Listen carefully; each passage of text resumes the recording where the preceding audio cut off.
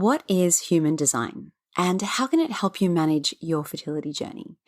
If you are feeling stuck, overwhelmed, or you're having trouble making decisions as you're trying to conceive, then this conversation is one you'll want to listen to.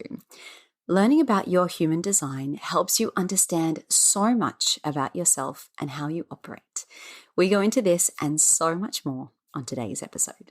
Welcome to your journey to fertility. This is the podcast that blends both science with spirit to give you all the tools you need as you navigate your fertility journey. I'm your host, Jennifer Edmonds, and for the last 15 years, I've been helping women on their journeys to motherhood and beyond. I believe that combining the latest scientific research along with the best energetic and mindset practices will help you to avoid putting your life on hold and bring you closer to your baby. Here each week, you'll learn ways to support your fertility and trust your body so you can stop stressing that you'll never have a baby and finally walk your path to motherhood.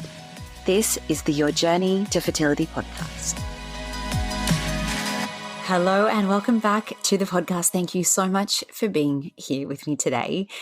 The conversation that I've recorded for today's episode is one I've been wanting to do for a while, because it's not something that I hear a lot of people really talking about in the fertility space.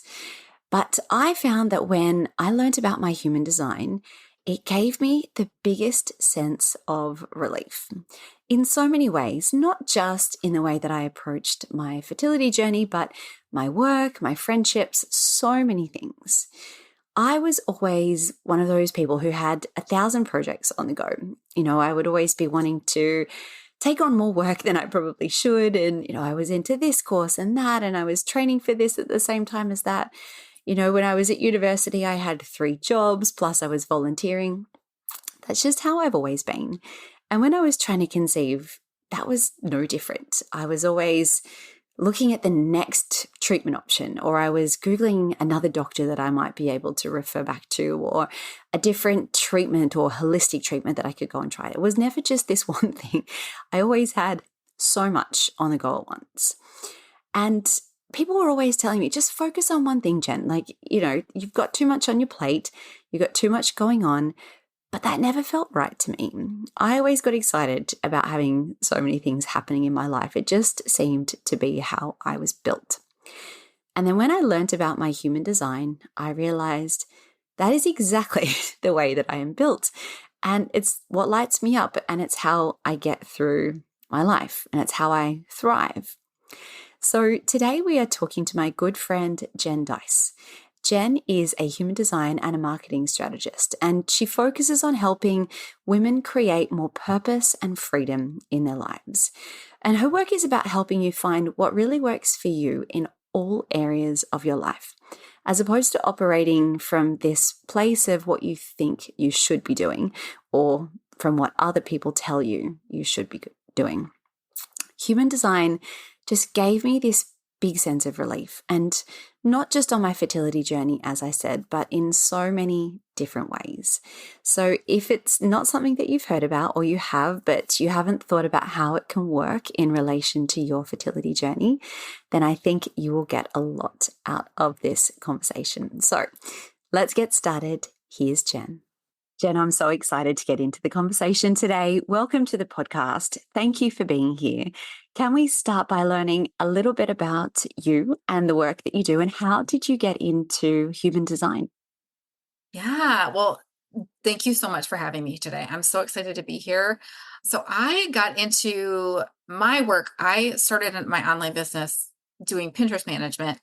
And so I grew that company to a point where I needed to make a shift or make a change in my business and in my work. And that work ultimately was a result of me wanting to be home with my girls. And so through that journey of knowing that there was something else bigger for me out there, that this couldn't have been it from a work perspective and a business perspective, I stumbled across human design in a program I was in. So I was working with a coach at the time, and she had some modules in her program, and they were like, really the point of it was to uncover more and learn more about yourself. So like the Enneagram, the DISC, the Myers-Briggs, and human design was one of the references or the tools that she had. And I went through all the different personality tests because I was trying to figure out more about myself and figure out like what my next steps were. And I just got pulled into this whole human design thing. So I took the test, or I put my information and got the chart, and I was like, what does all of this mean? So it's like Enneagram, you get a number, Myers-Briggs, you get some letters, and that tells you some things. And so I just started going down this rabbit hole to figure out what it meant and how I could like start to apply that and look for different ways that could help me with some of the decisions I was facing. And so ultimately I started to just play with it a little bit more. I started to I went down the total rabbit hole of learning all about it. And it helped me really see and make me kind of gave me some of the sense of permission that it was okay just to not follow the status quo, because I was being told if you're ready to move to this next level in your business, you should do things this way or you should do things that way. These are your options. And I was like, I don't like those options. I need to figure out a better way of doing things. And so it really helped me make some of those decisions. And through that process of transitioning out of just doing service provider work into some of the work that I felt I was being called to do, I felt that pulling human design more into the work that I was doing, because I was like, okay, if I found so much value in this, how could I also take what I've learned and that value and help the people and the clients that I'm working with get the same permissions, know themselves, and have that empowerment to make those decisions going forward, whether it was in their business or in their life, through that powerful tool of human design. Amazing. You spoke so much just then about this idea of permission, and we'll get Yeah. into how that works in a little bit. But that was the thing that really struck me about human design. It just gave me this sense of relief that I didn't have to push myself into a certain box or do things the way I was, meant to do, quote unquote. And I just felt so much ease in being able to work with the way I was designed. It made such a big difference. So thank you. Thank you for sharing that. Yeah. So, what is human design? Think a lot of people look at it and think, is it astrology? Is it like Enneagram? Can you explain what it is? Yes. So if you are completely new to human design, 'cause that was what I ran into, is most people have I've heard of it or I've never heard of it. I like to think of it, or have you think of it through the lens of some of the other personality tests that you've taken. So if you've done the Enneagram, if you've taken the Myers-Briggs or the DISC assessment, those are all tests that are designed to help you understand yourself at a deeper level, like how you're designed to work with other people, more about your personality so that you can, just know yourself a little bit more. Human design is very similar into comparison to some of those other tests, but where it differs is that it's based off of your birth information rather than how you answer a set of questions. Because that's another thing where, depending on how you answer the questions on the Enneagram or the Myers-Briggs or the DISC, you could end up with different results at the end of taking those tests. So Mm. for what that is, and so that's the biggest differentiator, is that when you work with your human design is based on your birth date, place you're born, and the time you're born. And the reason for that is it pulls in several different systems, astrology being one, the chakra system, the Kabbalah, and the Chinese I Ching are the four systems. But the astrological piece to it is kind of where the planets were aligned and things were set into motion at the exact moment of your birth. And that doesn't change. So when you know what your human design type is, it's not ever going to change. So as long as you've got the exact birth information that you put in. So Yeah. Thank you. And how can it help? I mean, what is the point of learning more about this? There are so many different personality tests and different ways we can start to assess. And what is it about human design that really makes it stand out? so it's really an in-depth tool that the more you start working with it, it literally shines a light on your unique strengths, gifts, and talents. But it also helps you connect with how you're designed to make decisions, how you're designed to, or how you could also have been some of the conditioning that a lot of us go through when we're brought up, as kids, and through, just going through down the traditional path of education and work. There's a lot of conditioning that happens, and that can really impact how you like approach different things, what you say yes to, what you say no to. And when you look at your human design, it gives you that agency, that independent, that empowerment to make some of those decisions, not just based on what you think you should be doing or what other people tell you should be doing, but from a place of, this is what's right for me. This is my next right step. And it helps kind of guide you to stay in alignment with anything that you're doing. So the work that I do, I apply it. I work with a lot of business owners and entrepreneurs and help them apply it to different areas of their marketing so that they can show up in a way that feels good to them. But you can apply it in so many other areas of your life, whether you're dealing with as a parent and, working with your kids, relationships, other things that you're looking at in terms of figuring out what is the next right move for you, what is going to help keep you in alignment, and maybe what could be throwing you out of alignment. So just in that simple context of just helping you make those decisions from an aligned place so that you stay on your path to like your goals or whatever you're working towards. That's one of the most powerful pieces of it. Mm. So you mentioned a couple of different types of human design. Can you go through what the types are and what some of the characteristics of those types are? And perhaps people can start to go, hey, that sounds like me. And yeah, how you can learn a little bit more about your chart as well. Yeah. Yeah. So there are 5 different types. So when you grab your human design chart, and one of the easiest places I tell people to go is to mybodygraph.com.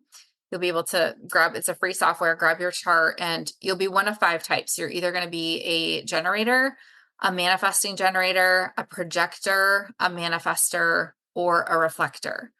And so based on those types, and I will just say, even though there's 5 types, not any one type is like another. It's like a fingerprint the more you go into the chart. So if for example, if you're a manifesting generator, and like maybe another person in your life is a manifesting generator as well, you two are still going to be completely different in how you're approaching things, and the strengths that you have. So that's kind of like that starting point, is just figuring out your human design type. Mm. So what are some of the characteristics of each? So if you are a generator, and manifesting generators, they make up about 70% of the population. But the biggest piece to those 2 energy types is you have definition in your sacral center. So if you think of the chakra system, the main chakras are in the human design chart. So if you've got definition in your sacral center, you're either that generator or manifesting generator. So if you are more of the manifesting generator type, you are a blend of both the manifester and the generator. And typically, as a manifesting generator, you're not linear. So you're not meant to follow all of the exact same steps in the exact order to get from A to Z or wherever.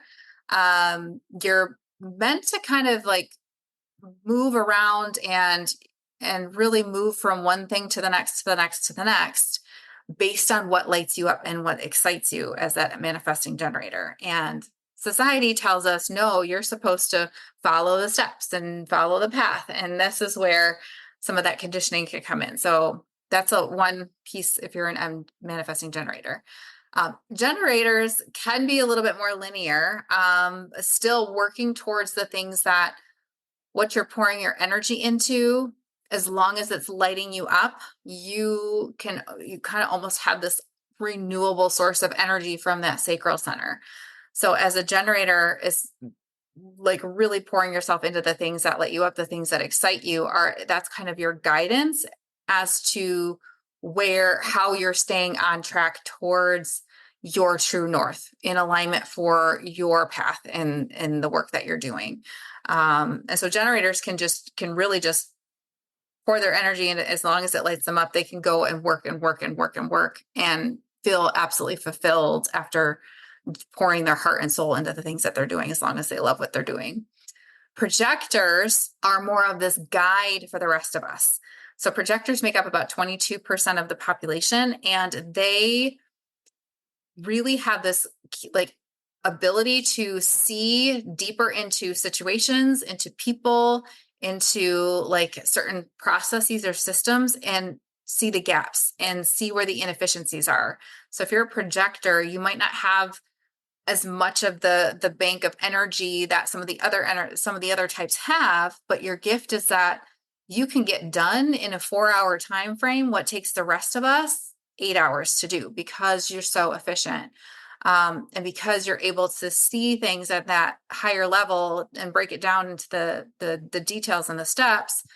A lot of us like turn to you for that guidance. We need that guidance. We need that person that has that vision to see what the next right things are for us.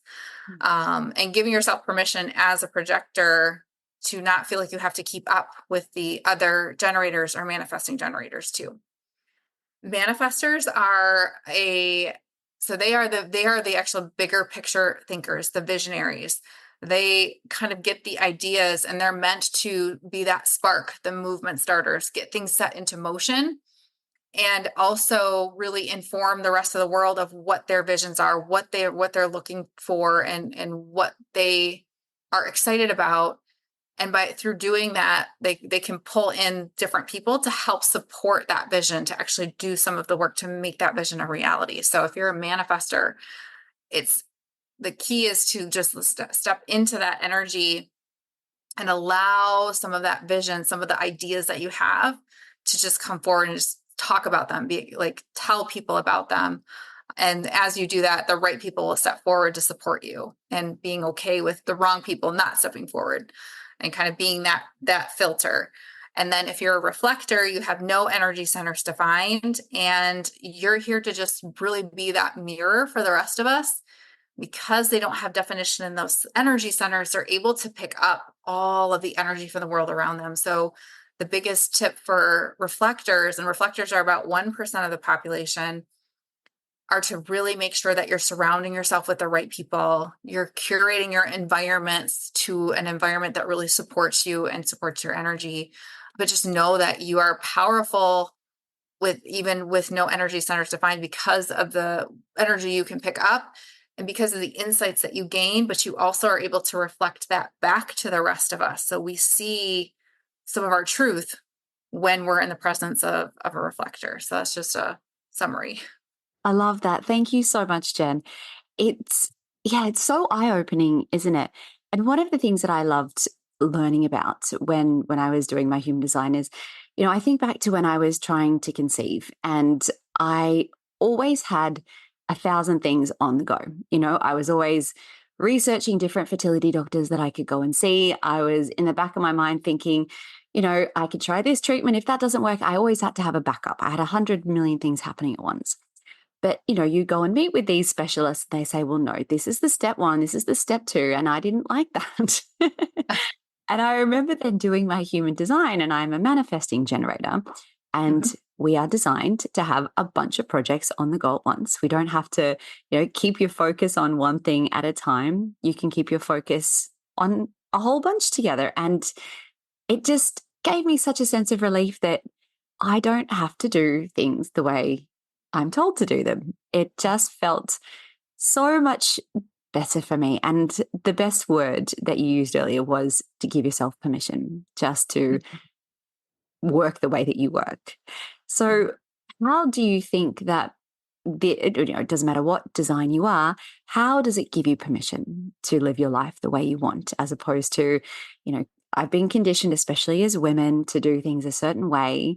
How do you find that it really lets people, and women especially, to go through their own path? Mm-hmm. I think this comes back to like making those empowered decisions. I think once you learn what your human design type is, the next step is to learn what your authority is. So in human design, authority is just how you're designed to really know from your soul, whether you're on like in alignment or out of alignment, and how you can start making those decisions to stay back in alignment. So where that empowerment comes in and that permission comes in is once you start to figure out what your authority is, because most of us make decisions from logic. We're up in our minds, we're up in our heads, and we're worried about what somebody will say, what somebody will think, what we should be doing.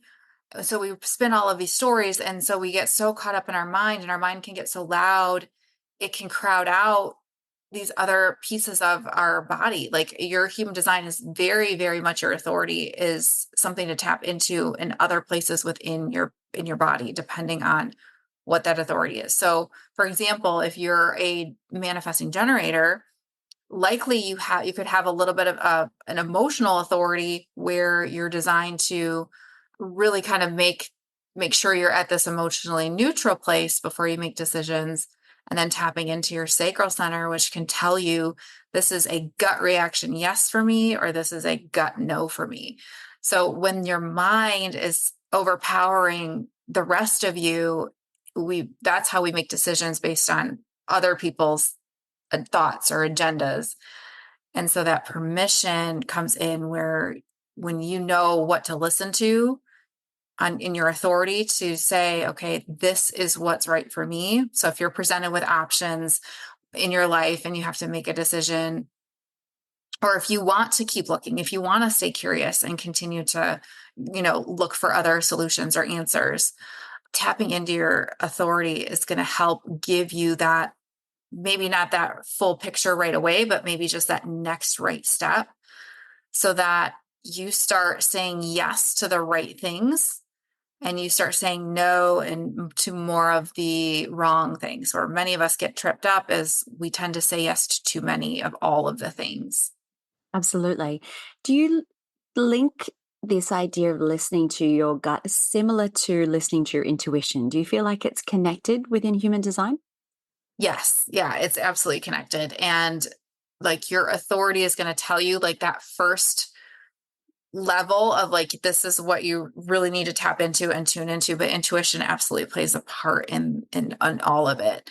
And, there is an authority that's based on like your splenic center, which is your intuition, that houses your intuition. So whether it's defined or undefined, you still have the ability to tap into what you intuitively know is right for you and what isn't. Yeah, fantastic. I know it's just so fascinating, isn't it? And just to think there's all of this wisdom that we're not taught about that we can tap into. And Mhm. once you start to learn how it works for you, I find that it's actually quite simple. And this ability to really trust your reaction to decisions or situations where it is a hell yes or a hell no, Yeah. and Yeah. being okay with that. That was something Hmm. that you taught me so, so well. Something Yeah. you mentioned earlier was this idea around limiting beliefs. And I think we are all full of limiting beliefs, growing up, and we're told there's the right way to do things, and I should be doing this, I should be able to do that. How do you find that human design just allows you to break free of that a little bit and gives you more that sense of ease and flow in your life? Hmm. Yeah. So I think the biggest thing is that human design, once you see things and you create some of that awareness, you cannot unsee it. So that is one of the biggest things is as you start to play with it, as you start to pay attention, you create this awareness of as to what you're allowing, what's happening in your life, where you're at now and where you want to go and how far off you are from getting there. And like that awareness is what allows you to catch those thoughts when they pop up, or to catch yourself when you're up in your head and you're starting to think, what about this? What will she think? What will she say? Oh my goodness. And that awareness will it's like a pattern interrupt where it kind of, you catch yourself doing it or thinking it or saying it to yourself. And then you have the option to make that correction, whether that's, okay, I need to take a step back from this. Maybe I need to journal on this. Maybe I need to, maybe I have some affirmations or a meditation, or I can just get outside and ground myself a little bit so I can come back to who I am and then kind of take the steps going forward. But that's really so powerful when you have that awareness and you start like seeing the things pop up so you can take action. And then those limiting beliefs rule your day to day or your life less and less and less. I'm sure that so many of the people listening to this who are struggling in the midst of so many challenges with their fertility journeys will relate to that. There's just so much noise. You've got the perfect diet, take all of these different supplements, and there's all these experts online telling you what to do. And it's just so much noise. And when you can step back and cut out all of that and just listen to what you intuitively need, I Yeah. think that's a huge gift that you can give Mhm. yourself. Yeah. Yeah. In so many parts of your life, but absolutely. Mhm. How can human design help you reveal these parts of your life where you're feeling frustrated or stuck? If you kind of just you feel like you've got these blocks up, these walls, and you just can't move through them. How does human design allow you to break those down a little bit? Yeah. So again, it starts with once you start to see that and you have that awareness that there's something that's off, or you're feeling that frustration, or you're feeling just that resentment of something that's just maybe you just feel it in general. Human design can help you kind of get curious about it and focus in on where that source is coming from. So I talked to I'll use a entrepreneurial example. So many of us in business or whatever work you're doing, many times we tolerate a low level of that frustration or that resentment or feeling that bitterness in our day to day. And we just tolerate it and tolerate it and tolerate it until it builds up to a point where we burn out. Maybe we get into an argument or whatever. We just kind of hit this point of we can't go on, continue this way. In human design, by having this tool, it gives you that ability to see that frustration, to see that resentment or that bitterness, and to then be able to get curious about the root cause of that. So, from a business standpoint, a lot of my clients will get to this point where they tolerate those feelings to a point, and then they burn out, and then with their marketing, they just stop showing up. They just say, "Mark, it's not working. I'm just going to burn it all down." So that's what and that can happen in other phases or areas of your life too. So that's where when you have that tool, you're able to like hone in on, okay, if I'm having an issue, where is that? Where is it showing up? What is triggering it? What can I adjust? What can I make changes to? What can I shift so that it feels a little bit better? So that I don't have this trigger as much anymore. And again, that can come back to, getting into some of the deeper work, the mindset work, where you're going to meditation, you're going to journaling to trying to figure out what the root cause is. And again, then you have that ability to um, decide what your next steps are going to be, what actions are you going to take to make a change so that you don't stay there with those emotions. Yeah. That is so helpful. Thank you. And you're so right. Everyone can relate to that in so many areas of your life. Things just pile up and they start with this little annoyance and then they continue and they continue. And then it's just overwhelm and you don't want to be there. And I think for someone who is struggling on this path of trying to have their family, it shows up in the sense of just withdrawing and, not wanting to continue or interact with people that are triggering them, and these blocks just get bigger and bigger and bigger. So Mhm. that sounds like such a sense of relief. Mhm. To be able to work through those in the way that you are designed, and to break it Mhm. down into more manageable pieces. Mhm. You Yes. mentioned earlier about the sacral center and how aligning with this energy, in whichever way it's designed for you, how that can really support you in your life. And you mentioned both the defined and the undefined sacral center. And I'm curious about this because it's such a huge part of the fertility side of things. If Mhm. you're looking at, those lower chakra centers and especially the sacral, that is the place of creation. It is all about your baby and your own ability to create. So, how is it important to address this in human design? And so many questions. All right, why is it important to address this in human design? And then we'll go from there. So, like looking at the sacral center. So, this is where, if you have definition in your sacral center, you are either a generator or a manifesting generator. And that just means you have consistent access to the energy in that center if it's defined.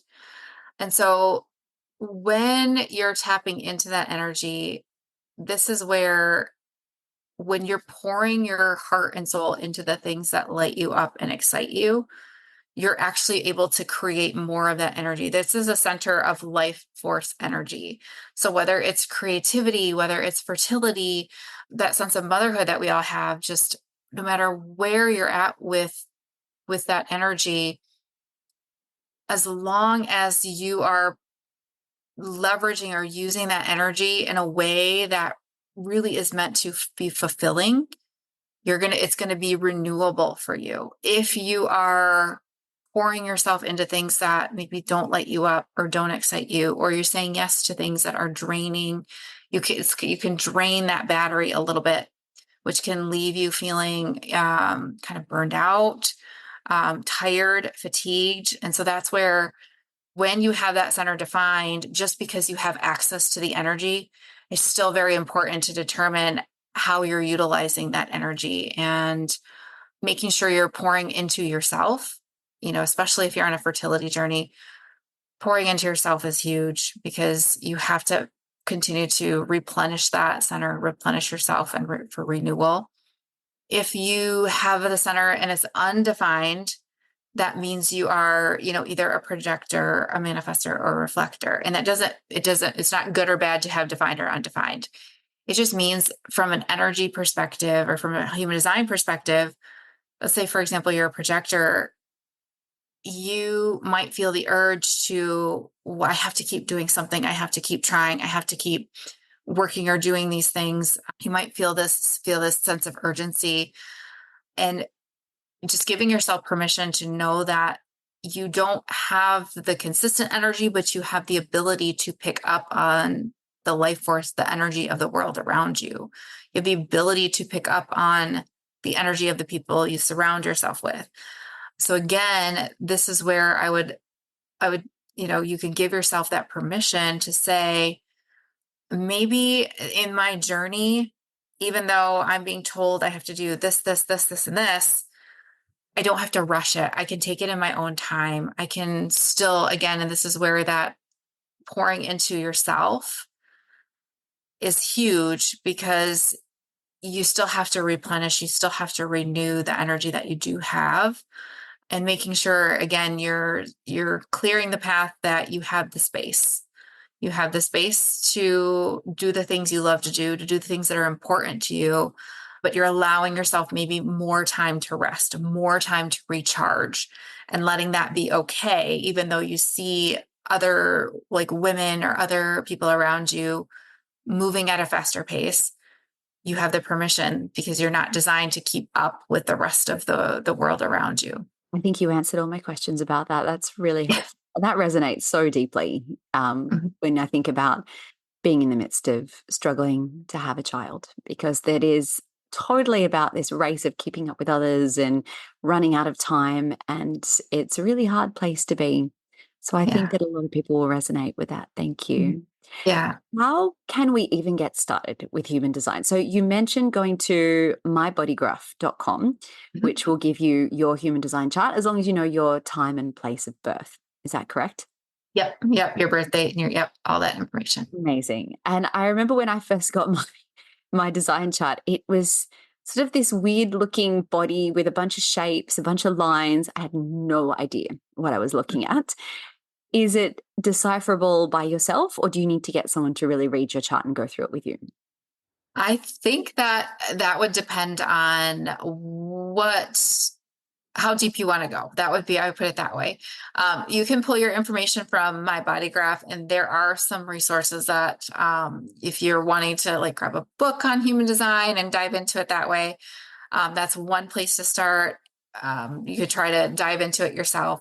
If you want more of like somebody to look at your chart and to be able to pick out pieces from your chart and answer questions in ways that will help you apply it, that's probably a better route to go, is to have somebody who's like experienced at looking at charts, like be able to look at yours and help you determine, just answer some of the questions that you have. So Yeah. Thank you. Jen, how can people find more out about you and the work that you do? So I am on Instagram. That's my place to hang out. I think that's where you and I are connected a lot of the time. So, yeah, if you go to on Instagram, I am at Jen.Dys, Jen.Dys. And I'm there. That's me behind the scenes. So if you reach out and message me, if you have questions, I'm happy to answer them. Thank you so much for your knowledge and sharing all of this today, Jen. I so appreciate it. Yes. Thank you so much for having me, Jennifer. It's so great to be here. Thank you. Thanks for listening right to the end of today's episode. And as Jen mentioned, I have left a link to mybodygraph.com in the show notes, as well as Jen's contact details in case you want to go a little deeper into deciphering your own chart. And I would love to hear what you thought about today's episode. And if you already knew about your human design, or has this given you any aha moments where you've realized something about yourself? So if you do get your chart done and you're like, wow, this is just speaking to me on a level I never realized was possible, I would love to hear about them. So next week, we are going to be chatting to Kat and Amanda from the What the Fertility podcast. And this is a really beautiful conversation about hope, about the importance of community, grief, loss, and finding a path to parenthood that looked completely different to what you thought it might be. And sometimes it actually works out even better. So get your tissues ready for this one. I may or may not have cried more than once. So I can't wait to have you back next week for that episode. But until then, sending you all my wishes as you continue your own journey to fertility. The most common thing I hear from students who are on their fertility journey is that the stress of trying to conceive has taken over their life. Your days end up being filled with endless appointments, navigating pregnancy announcements. You're trying to eat right, take all your supplements, and it is all you think about from the moment you wake up. I designed the Element Fertility Yoga course to support your body, your mind, and your mental health in 3 important ways: to synchronize your hormones, increase circulation and blood flow, and to help regulate your nervous system.